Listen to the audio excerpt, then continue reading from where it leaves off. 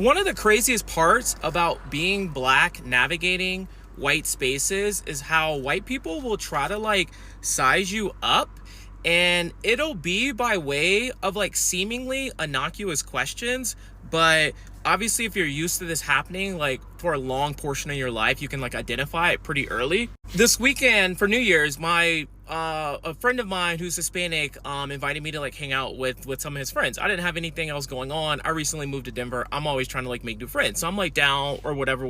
And the thing about me, I've been in sales for 15 years, so if you don't like me, it's a concerted effort. Like, I know I have first interactions down. I can talk to anybody about anything, so if you don't like me, it's usually a concerted effort. Me and my friend walk in. He introduced me to like four of his friends. One is a couple.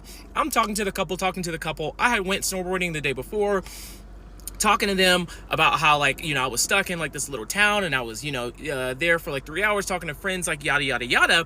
And then when I tell you, out of thin air, after like 10 minutes of this story, he literally out of complete thin air was like, "What do you do for a living?"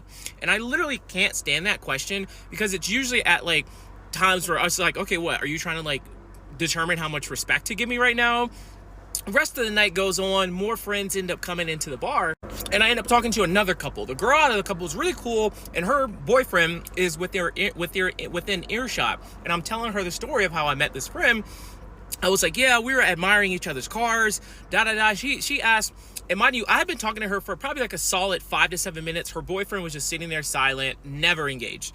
And I was like, yeah, I have this car, he has that car. And as soon as, and my car is like, if you don't know cars, my car means nothing. My car is just a car. But if you know cars, like I have a car that like people are like, oh shit, it's like that type of car.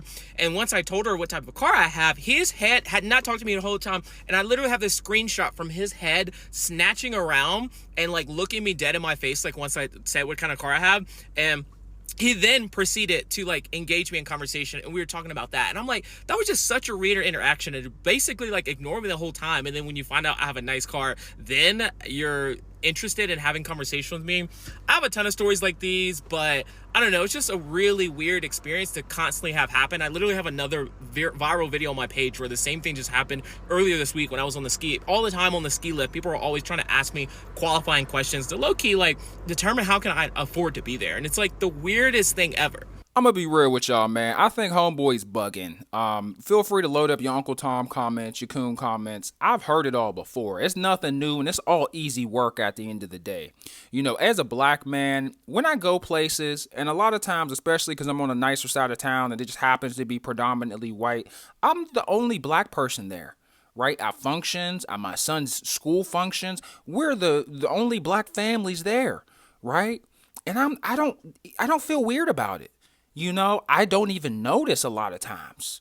It doesn't bother me because I don't feel uncomfortable around other races because they're just people. I'm a person. There are people. They bleed just the way I bleed. They try and get money the same way I'm trying to get money. Like, it really don't bother me. I don't even notice. And it's because I treat people like human beings. And I feel like black people have this weird stigma inside of their head that white people are always against them and plotting on them. Like, bro, it's not that deep, right? People asking you what you do for a living is just them trying to break the ice. Yeah, sometimes maybe 1 out of 10 interactions, someone will ask you what you do for a living just to gauge if they should respect you or not. They're a POS, okay? You don't want to be around them anyway. F them.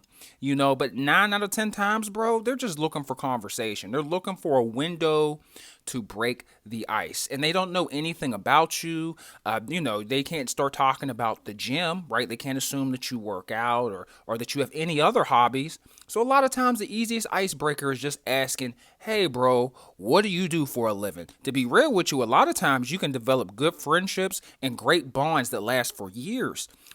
Friendships and bonds in business or even personally. So like, I don't see why that would really bother him that much, and why as a grown man, he's not able to see that.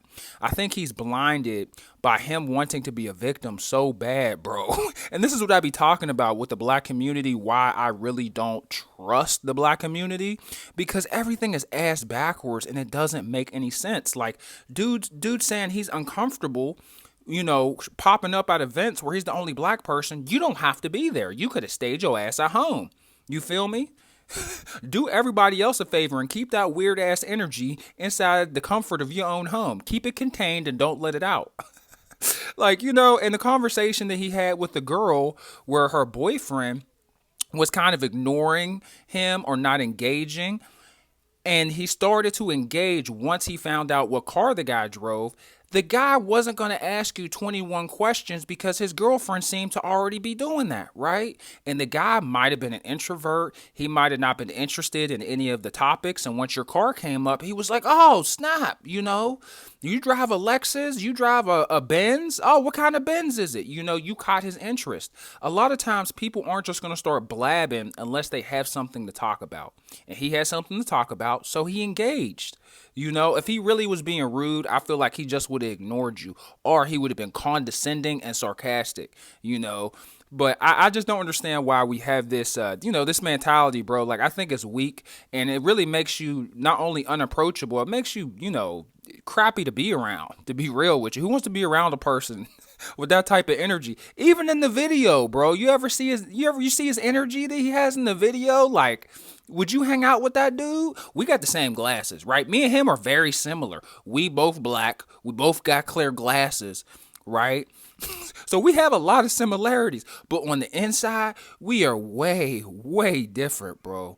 Way different.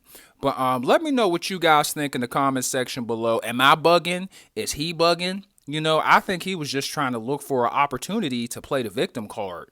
He might have felt uncomfortable, which is fine. You don't feel comfortable everywhere you go, regardless of what race is inside the building. Sometimes I'd be around a whole bunch of black people and I feel out of place. I could be around a whole bunch of black men who all have clear glasses and still feel uncomfortable in that room. Sometimes it's just the room. Sometimes it's you. It is what it is. No reason to start tweaking out over it, thinking everybody's against you.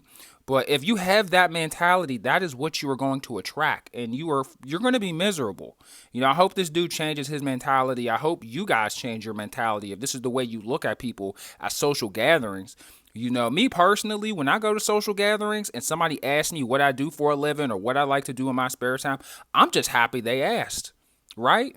I'm just happy they asked. I would love to tell you what I do for a living. I could crack jokes. You might be able to help me out in business and vice versa. It's an opportunity for growth, but you think somebody's plotting on you by asking that question. But yeah, man, let me know what you guys think. It's unfortunate, bro. Like, y'all got to stop with the white spaces. There are no white spaces. It's 2025, fam. Like, it's about to be brown spaces pretty soon. Y'all see that border? All right, I'm done. Let me chill. But for real, man, like, we're a melting pot, right? We are a melting pot, and the pot continues to get more and more mixed as time goes on. So I really don't think that that's a card that we could play anymore. The black card's dead, and unfortunately, so is the white card. It's all about what's inside your chest. You either have a good heart or you don't. You're either a good person or you aren't. You take care of people that are around you. You try to give good energy, and you try to take in good energy, or you don't. It's not complicated. It's not. But let me know what y'all think. Have a great day. God bless. I'll see you guys on the next episode. Hit that like and sub button for your boy. Turn the notifications on because I got more fire than Lil Wayne in 2009. I hope you guys have a wonderful 2025. Peace.